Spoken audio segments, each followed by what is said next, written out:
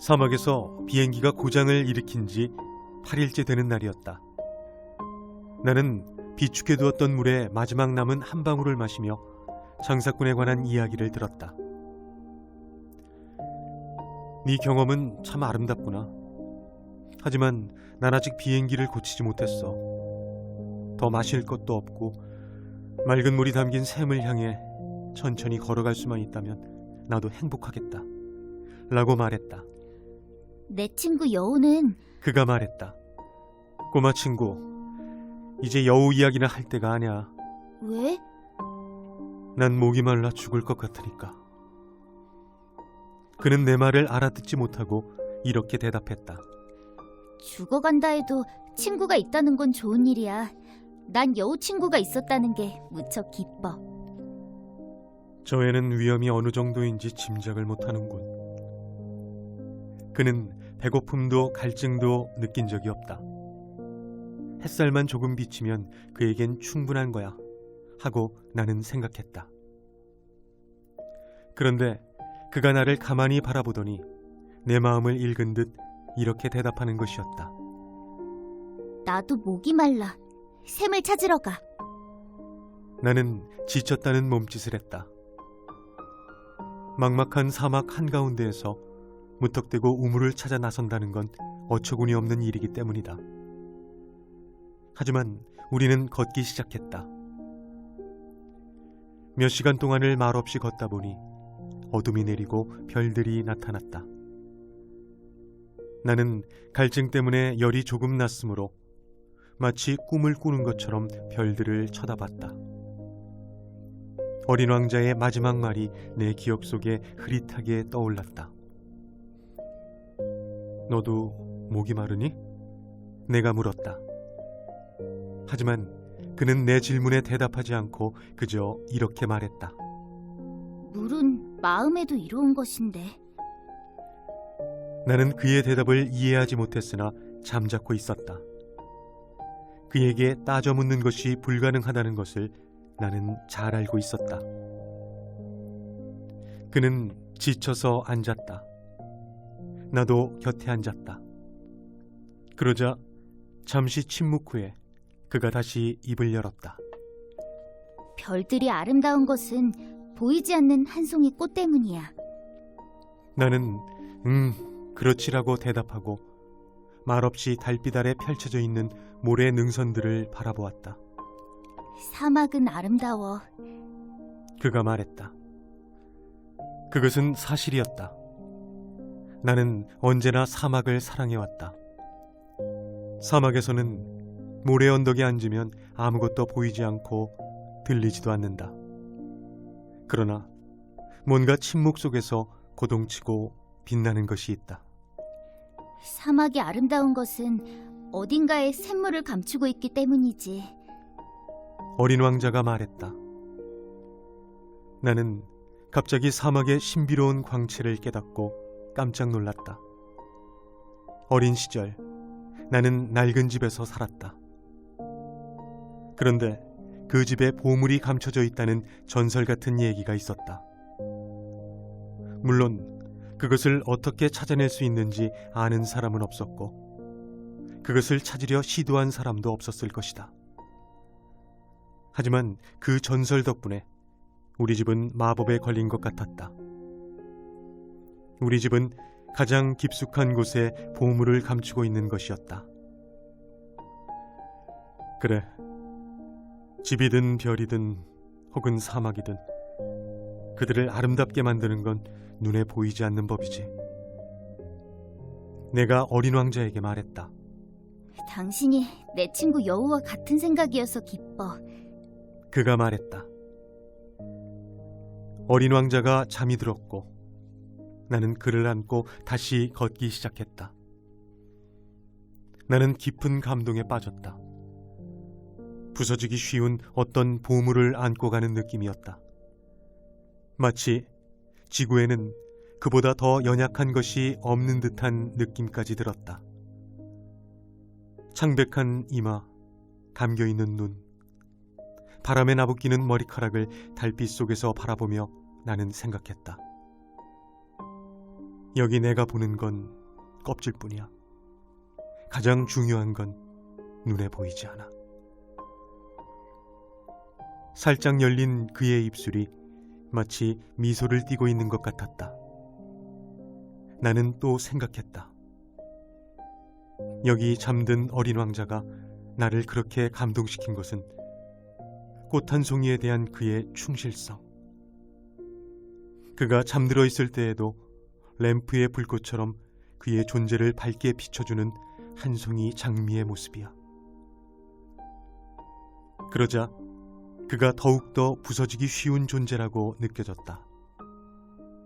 그가 마치 한 줄기 바람에도 꺼질 수 있는 등불 같아서 나는 그를 보호해줄 필요를 느꼈다. 그리고 그렇게 걸어가다가 동틀 무렵에 나는 샘을 발견했다. 사람들은 급행열차에 타고 가지만 무엇을 찾고 있는지 몰라. 그래서 바쁘게 돌아다니며 흥분하여 빙빙 돌고 있어. 어린 왕자가 말했다. 그리고 그는 다시 말을 이었다. 부질없는 수고일 뿐인데. 우리가 도달한 샘은 사하라 사막의 샘과 달랐다. 사하라 사막의 샘은 그저 모래에 파놓은 구멍이다. 그런데 이것은 마을 우물과 흡사했다. 그러나 여기에 마을 같은 것은 없었다. 나는 분명히 내가 꿈을 꾸고 있다고 생각했다. 이상하군. 내가 어린 왕자에게 말했다. 모든 게 갖춰져 있잖아. 도르래, 물통, 밧줄. 그는 웃으며 밧줄을 잡고 도르래를 움직였다. 그러자 도르래는 오랫동안 바람을 잊어버린 낡은 풍향개처럼 삐걱거렸다. 들려? 우리가 우물을 잠에서 깨우니까 우물이 노래를 하고 있어. 어린 왕자가 말했다. 나는 그에게 밧줄을 당기는 힘든 일을 시키고 싶지 않았다. 내가 할게. 너에겐 너무 무거워. 내가 말했다. 나는 천천히 두레박을 우물 가장자리에 돌까지 들어 올려 놓았다. 그렇게 물을 올리느라 힘들었지만 행복했다. 도르래의 노랫소리는 아직도 내 귀에 울리고 아직도 출렁이는 물속에는 햇살이 빛나는 게 보였다. 이 물을 마시고 싶어. 물을 좀 줘. 어린 왕자가 말했다. 그래서 나는 그가 무엇을 찾고 있었는지를 깨달았다. 나는 두레박을 그의 입술로 가져갔다. 그는 눈을 감고 물을 마셨다. 어떤 특별한 축제의 음식처럼 달콤했다. 그 물은 분명 보통 음식물과는 다른 것이었다.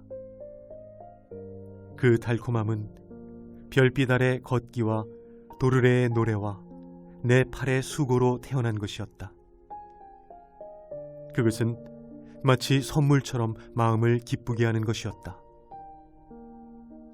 내가 어린 꼬마였을 때는 크리스마스 추리의 불빛과 자정미사의 음악과 사람들의 부드러운 미소가 내가 받는 선물을 빛나는 것으로 만들어 주었다. 당신이 사는 곳의 사람들은 한 정원에 장미를 5,000송이나 키우지만 그들이 찾는 것을 거기서 발견하지 못해. 어린 왕자가 말했다. 그래, 발견하지 못하지. 내가 대답했다.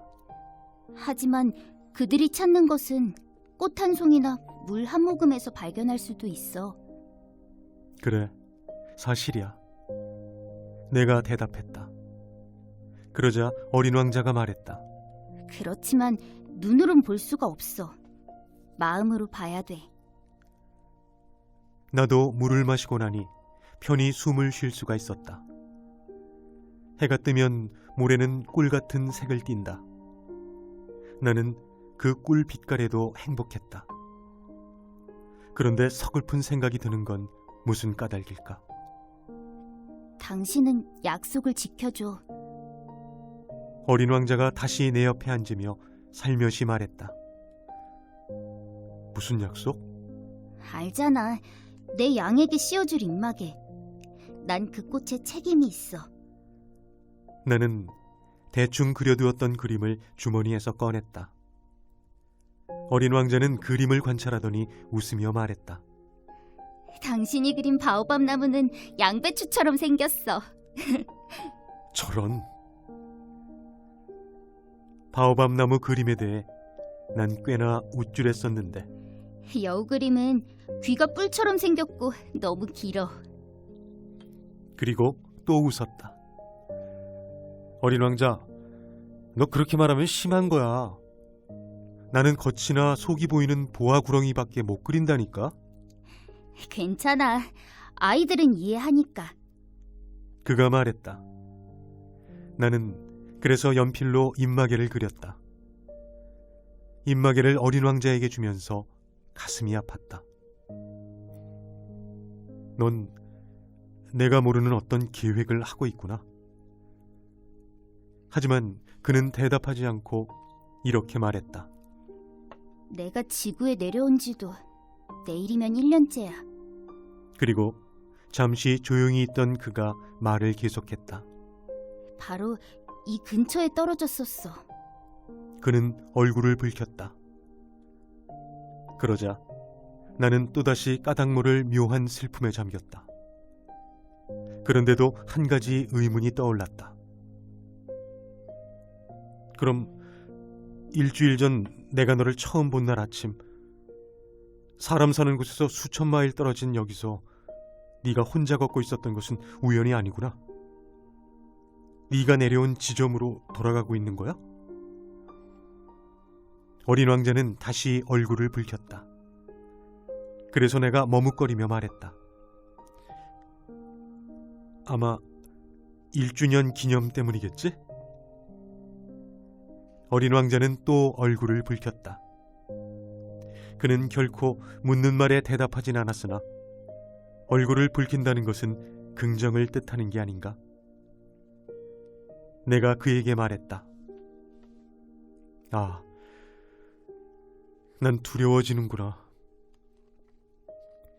그런데 그가 말을 가로막았다. 당신은 이제 일을 해야 해.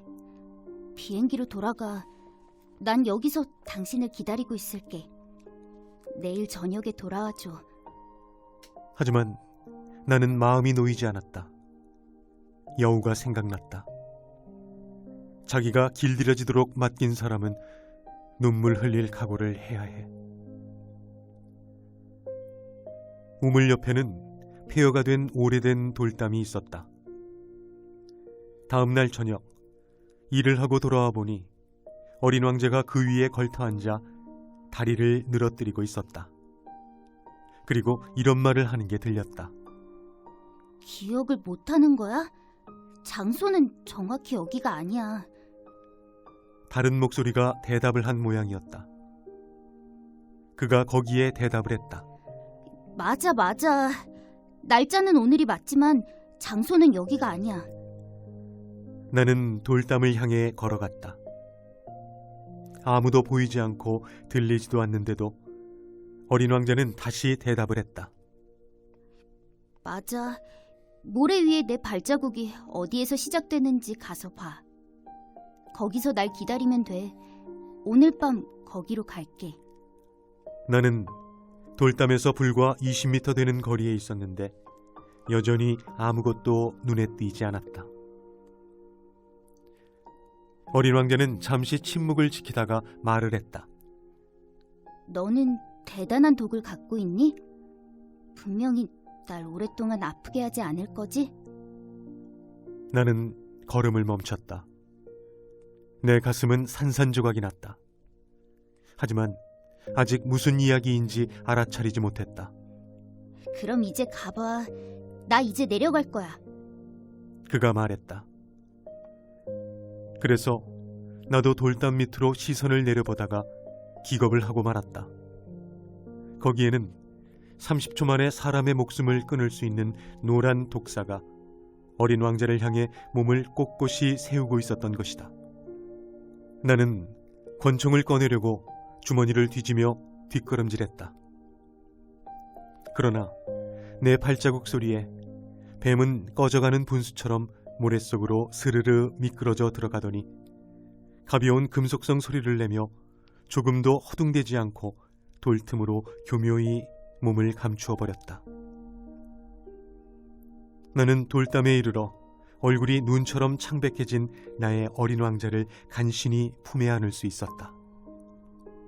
이게 어떻게 된 거지? 왜 뱀과 이야기를 했어? 나는 그가 언제나 목에 두르고 있는 금빛 머플러를 풀었다. 그의 관자놀이에 물을 적시고 물을 마시게 했다. 그러나 이제 더 이상 그에게 뭔가를 물어볼 용기가 나지 않았다. 그는 나를 진지한 빛으로 바라보더니 내 목에 두 팔을 감았다. 그의 심장이 마치 총에 맞아 죽어가는 새의 심장처럼 뛰는 것이 느껴졌다. 당신이 비행기의 어디가 고장인지 알게 되어 기뻐. 이제 집에 돌아갈 수 있겠네. 네가 그걸 어떻게 알지? 거의 기대하지도 못했는데 뜻밖의 수리에 성공했다는 걸 그에게 말하려던 참이었다. 그는 내 물음에 아무 대답도 하지 않고 이렇게 덧붙였다. 나도 오늘 집으로 돌아가. 그러더니 쓸쓸히 내가 갈 길은 훨씬 더 멀고 훨씬 더 어려워. 뭔가 중대한 일이 일어나고 있음을 나는 뚜렷이 느낄 수 있었다.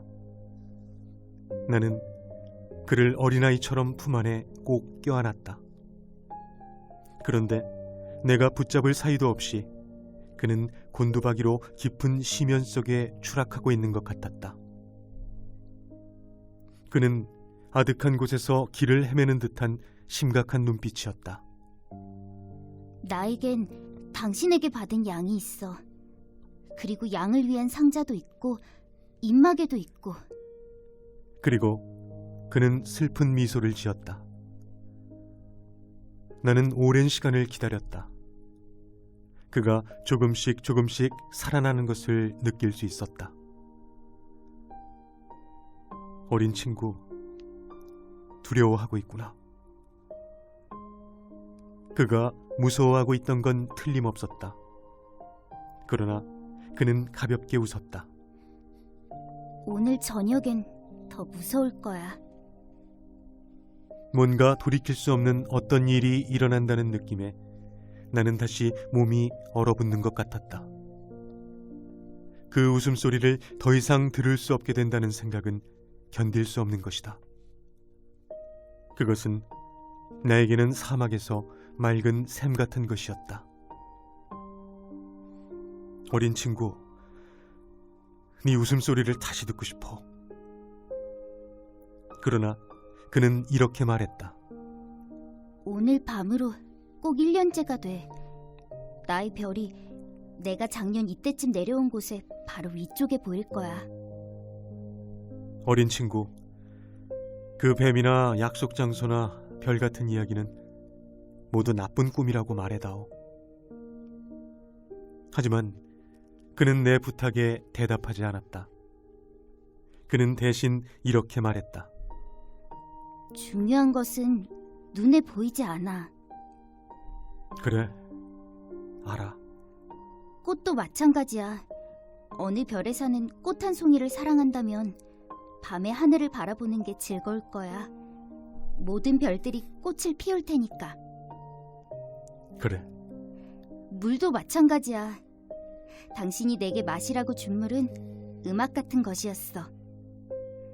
도르래와 밧줄 덕분에 물맛이 얼마나 좋았는지 기억하겠지? 그래, 알아. 밤이면 별들을 바라봐.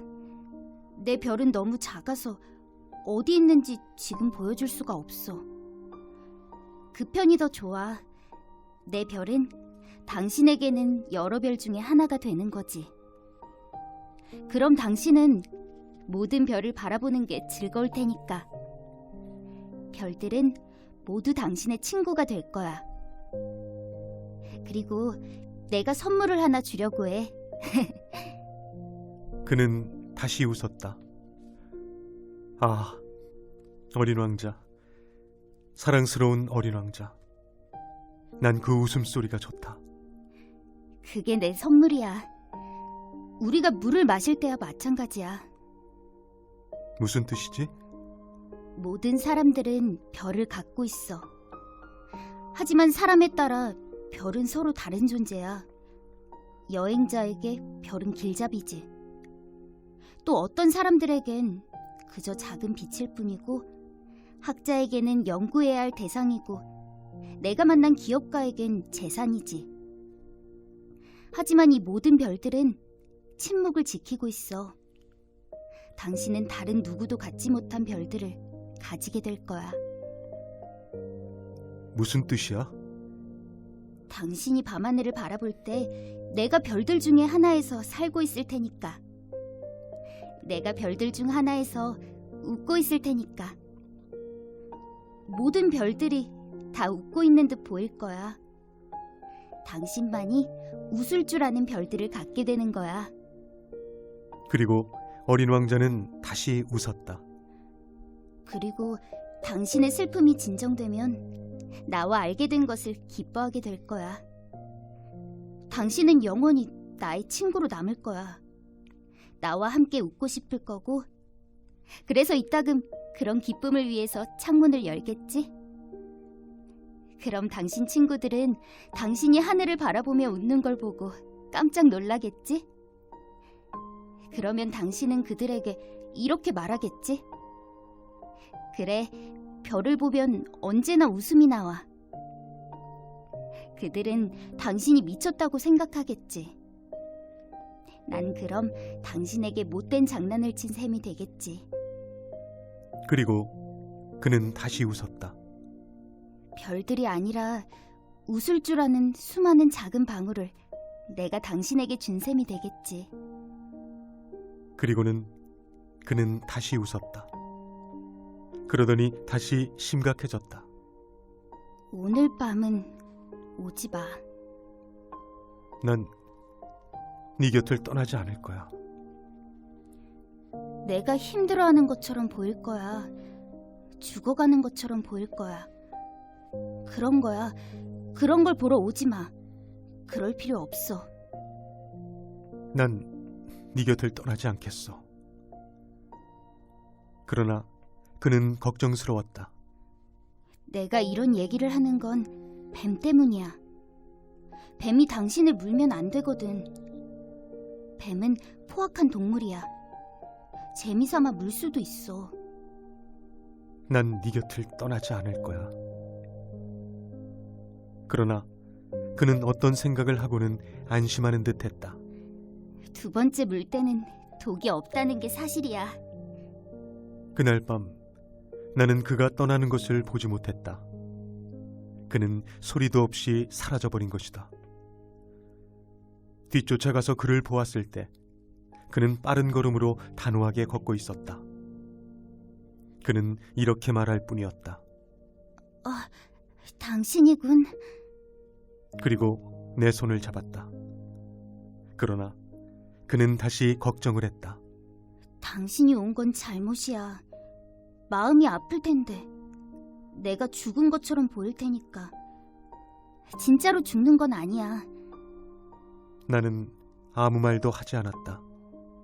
알다시피 갈 길이 너무 멀어. 이 몸을 가지고 갈 수는 없어. 너무 무거워서. 나는 침묵을 지켰다. 내 몸은 낡아서 버려진 조개 껍데기 같을 거야. 낡은 조개 껍데기를 보고 슬퍼할 건 없어. 나는 아무 말도 하지 않았다. 그는 조금 풀이 죽어 있었다. 그러나 다시 한번 힘을 냈다. 참 멋질 거야. 나도 별을 바라볼 거야. 모든 별이 녹슨 도르래가 있는 우물로 보이게 될 거야. 모든 별이 내게 마실 신선한 물을 부어줄 거야. 나는 아무 말도 하지 않았다. 참 재미있겠지? 당신은 5억 개의 작은 방울들을 가지게 되고 난 5억 개의 샘물을 가지게 될 테니 그리고 그도 역시 아무 말이 없었다. 그가 울고 있었기 때문이다. 저기, 나 혼자 걸어가게 내버려둬. 하지만 그는 두려워서 그 자리에 주저앉고 말았다. 그가 다시 말했다. 내 장미 말인데 나는 그 꽃에 책임이 있어. 더구나 그 꽃은 몹시 연약하거든. 몹시도 순진하고 쓸모없는 4개의 가시를 가지고 외부 세계에 대해 자기 몸을 지키려고 하고. 나는 더 이상 서 있을 수가 없어서 앉았다. 그가 말했다. 자, 이제 다 끝났어. 그는 여전히 조금 주저하더니 일어섰다. 한 발자국을 내디뎠다. 나는 움직일 수가 없었다. 그의 발목 쪽에서 노란 한 줄기 빛이 번쩍했을 뿐이었다. 그는 한순간 움직임 없이 서 있었다. 그는 소리치지 않았다. 나무가 쓰러지듯 그는 조용히 쓰러졌다. 모래 때문에 아무 소리도 나지 않았다.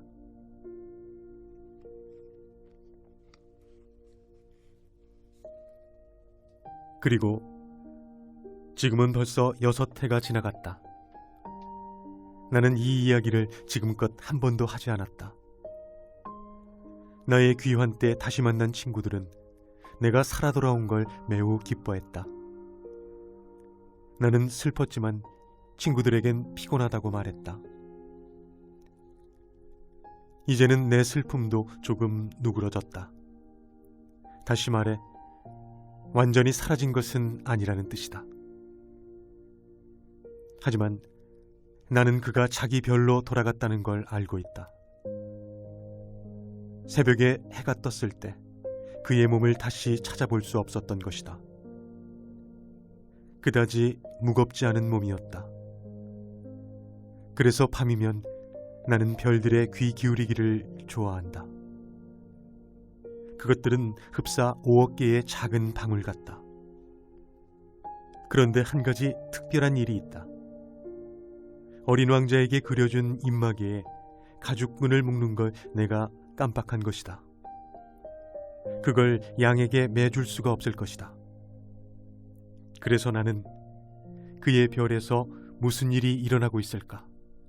아마 양이 꽃을 먹지는 않았을까 하는 궁금증이 계속 들었다. 어느 때는 당연히 먹지 않았겠지. 어린 왕자는 그의 꽃을 매일 밤 유리덮개로 잘 덮어놓겠지. 그리고 양을 잘 지켜볼 테고 라고 생각해본다. 그러면 나는 행복해진다. 그러면 모든 별들이 달콤하게 웃는다. 어떤 때는 어쩌다 방심할 수도 있지. 그러면 끝장인데.